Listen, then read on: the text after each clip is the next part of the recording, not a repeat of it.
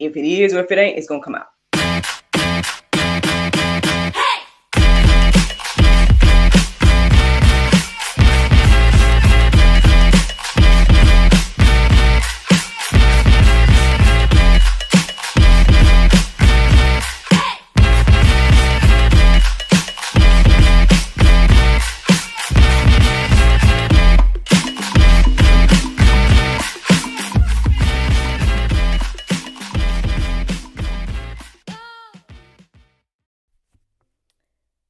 Good morning, everybody. It's your girl Miracle Sims, and you are listening to God, Sex, and Love. Your daily dose of inspiration, the juice. It is July the 2nd, 2022, and today the topic is blasphemy. Happy Saturday, everybody. Happy Saturday. I hope that you all had a great day yesterday. Mine was just fine.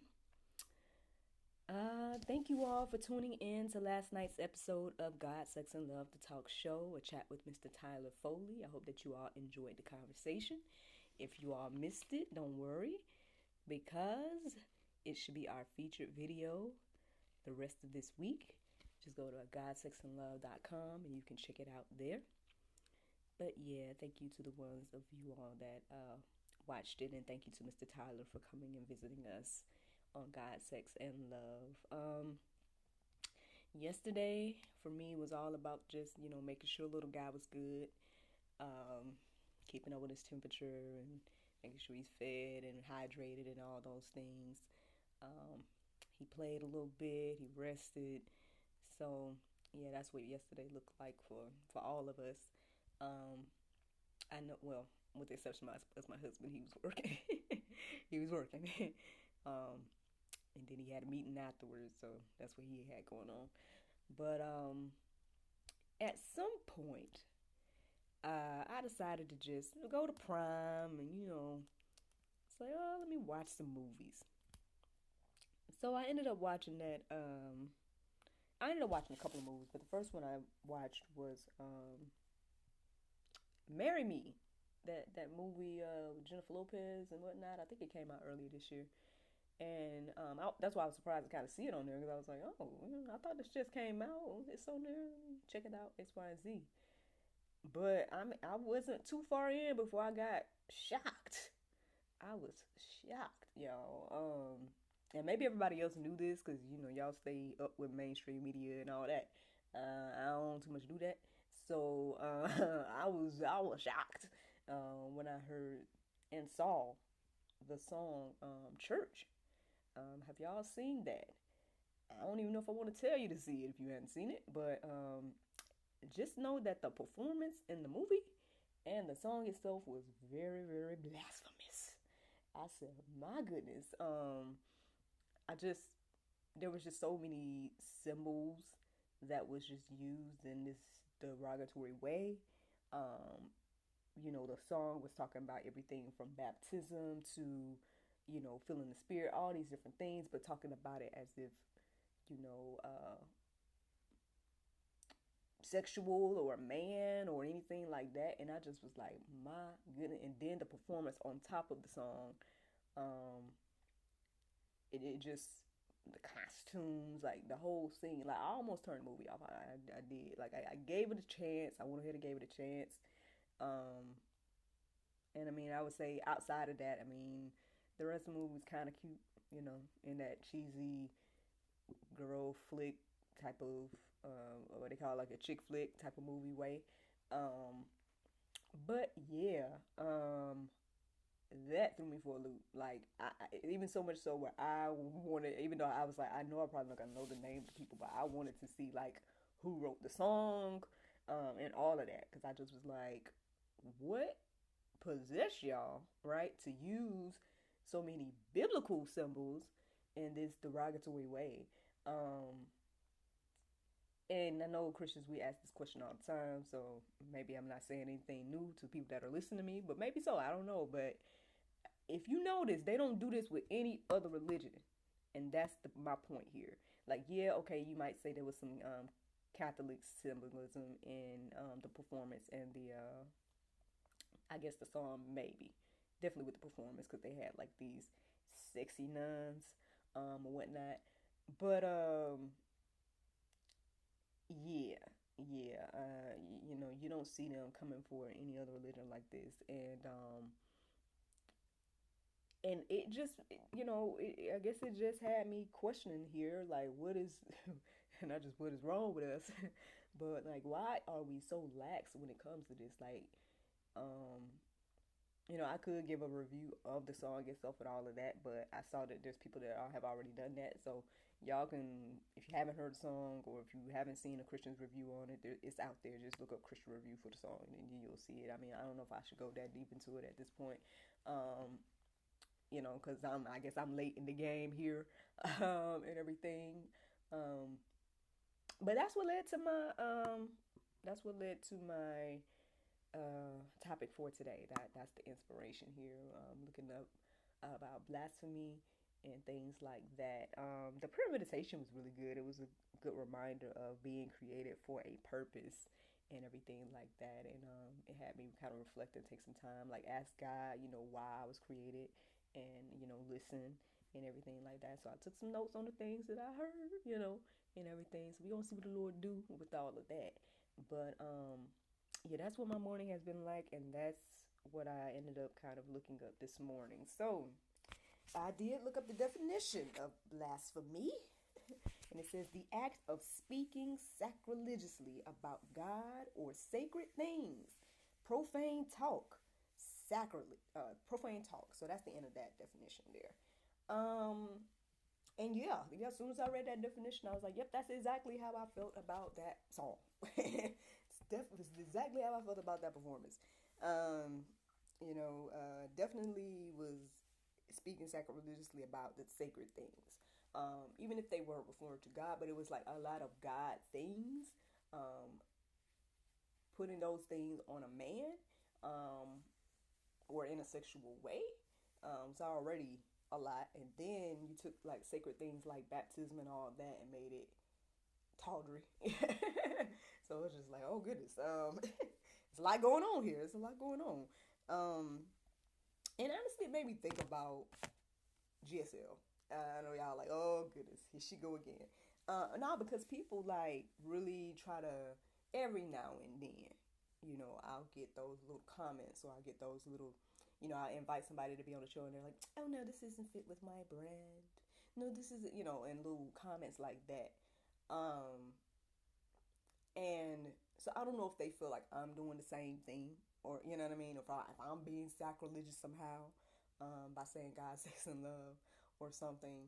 Um, you know, I feel like there's a total difference between saying, hey, let us Christians be open and honest about having a conversation about what it has looked like for us to try to incorporate God in every aspect of our life, right? Including sex, right? Um, than to be like, oh, you know, I'm going to create a song, um, naming all these holy and biblical things, but um, talk about it as if it's the sexual experience or something. And not even just, I mean, because here's the thing, you know, if we, again, you read the Bible, there's plenty of, you know, there's some little content in there. Y'all know about the Song of Solomon and all of that. There's some little content in there about, you know, people admiring their spouses and all kinds of things like that. So, you know what I mean? Like, it's just, so it's not the sex part per se, you know, but it's the using. I don't know. This is just a whole different, you know. I don't know what people think when they encounter GSL, and you know I can't control what people think when they encounter it. Like all I can say, check out the content. At the end of the day, I feel like the content speaks for itself.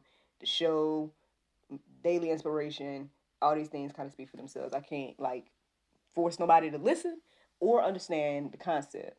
Um, but for me, it just is just more proof that man, we need to be having these conversations because apparently, you know, because like I said, out of all the advertisements and whatnot that I saw in the movie, and I only saw a few or whatever, but I haven't really seen much about this song.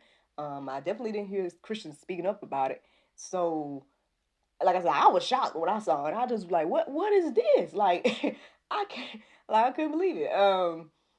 And everything like that. And so that's my thing. Like, we as Christians need to be having this conversation so people will understand and know that, no, it's not cool for you to use biblical and sacred things to in this way. You know what I mean? In this manner. Um, X, Y, and Z. These are the type of conversations that I'm willing to have here, and I hope that other people are willing to have as well to let it be known, because yeah, it's crazy out here, y'all. It's crazy, and yeah, that was great. That yeah, so that's the definition of blasphemy. And then I did feel led to go deeper and look up the definition of sacrilege. So I did, and it says violation or misuse of what is regarded as sacred. Yep, yep. Again, summed up that song to a T. So yeah. So let's get into these verses, y'all. Let's see what the Bible has to say about blasphemy. So Exodus 20:7 says, "You shall not take the name of the Lord your God in vain, for the Lord will not hold him guiltless who takes his name in vain." And I know that's deep, y'all. I know that's deep. Like, for the longest time, I think I told y'all yesterday that because I only see God as Jesus and Jesus is God. Um, so when I say God, I mean Jesus. Um, you know, I was even thinking, using God, using that in vain, was what it meant. But I think, and this is just me just going off what I am gathering, I think it's more so using the name Jesus in vain. Because if you look at it, people do use that as a profane word. People do use it in, a derogatory way and everything like that. And so I think that's what it's referring to. But who knows? Maybe using the word God as well, is also along those lines. I don't know how deep it is, but I'm just saying what it say. So either way, like using the name of the Lord here, um, using it in vain. What does it say? It says, "You shall not take the name of the Lord." Excuse me, the name of the Lord your God in vain. He said, "You shall not, for the Lord will not hold him guiltless who takes his name in vain." So, whew, all right. Look, I was writing these verses down this morning. I felt like the whole thing was Pope, just Pope after Pope. But things somebody might not like it. And it ain't that I don't like it. It's somebody might not like it. But oh well, this is what it say. And so I think we should just be taking this stuff a little bit more seriously than we do. But let's keep going here. So Matthew 12:31, it says, "Therefore I tell you, every sin and blasphemy will be forgiven people, but the blasphemy against the Spirit will not be forgiven." Now listen, this is repeated several times. I saw it several times as I was writing out verses. So yeah, that's one thing to keep in mind. We might need to go a little deeper about this. We might need to go a little deeper about like what that actually means. Blaspheming against the Spirit. Like what are some examples of that? I did not go deeper this morning to actually look into that part. But perhaps we need to add that to the go deeper section. And, we all need to try to go deeper so we can just be aware and just, and live and move accordingly. Because, this is very serious. Like, all things are forgiven but this, apparently. So, you might want to, might want to, take it a little bit more seriously and get familiar. That's what it say. So, yep. All right. Moving on. Acts 7:51. It says, "You stiff-necked people, uncircumcised in heart and ears, you always resist the Holy Spirit as your fathers did. So do you." Ooh, I don't want that to be me on today. I hope that you don't want that to be you either. Let us be better than our forefathers. If this is us today. If you've heard this verse today at this point, because if you hear listening to the sound of my voice, then you've heard it. So then that means, you know better. So, it's up to us to do better and everything like that in regards to that. But, that's, uh, how they say, not tough words, but like, something like that. Those are some strong words. Yeah, some strong words there. Um, but okay, let's keep going. Hebrews 10 and 29. It says, how much worse punishment do you think will be deserved by the one who has spurned the Son of God, has profaned the blood of the covenant by which he was sanctified, and has outraged the Spirit of grace? Mm. That's a good question. That's a good question. I know they say that, after you come to the knowledge of Christ, and if you keep on sinning, there's no more sacrifices for sin. That's the Bible, that's the book, as they say. And then it says this here, how much worse punishment do you think will be deserved? Now I know we don't like punishment, right? We don't want punishment unless it has something to do with somebody else getting some punishment for whatever their deeds were. Then we all for that. But if it's us, we don't want that. We want the grace and the mercy. But what if it say here, we have outraged the Spirit of grace? Well, I hope that we don't find out. I hope that we just live in gratitude and grateful for the grace and mercy. That's it, y'all. That's the juice right there. That's the juice. Just a little bit of a little closer look at this blasphemy thing. Again, there's plenty to still go deeper about. There's a couple of verses in the go deeper section for you all to peruse and let marinate on your heart, souls, and minds as well. But yeah, I mean, I really don't got too much else to say, y'all. That's the juice. That's what I ended up studying this morning. And like I said, at the end of the day, I just feel like we just got to take it a little bit more seriously. Like it seems to be like one of those real, not saying life or death situations, but like I said, some strong words and strong commandments there, So, and I don't think God is playing about this. So, gives us all the grace and mercy. But that last verse, I mean, we should definitely be reflecting on that. And yeah. But anyway, the Bible verse of today is Psalm 59 and 16. It says, but I will sing of thy power. Yea, I will sing aloud of thy mercy in the morning, for thou hast been the face and refuge in the day of my trouble.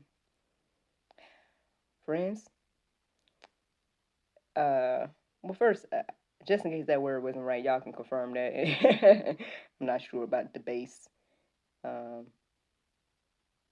I'm not sure about that word, but outside of that, yeah, I hope that you all enjoyed this juice this morning, and I thank you all so much for listening. I hope and pray that anybody listening to the sound of my voice today, y'all take this a little bit more seriously, go deeper, read these verses, reflect on them, let God lead you and guide you in that, and then, yep, that's all I got to say about that, friends. I look forward to talking to you all on Monday, if the Lord's will. Bye-bye.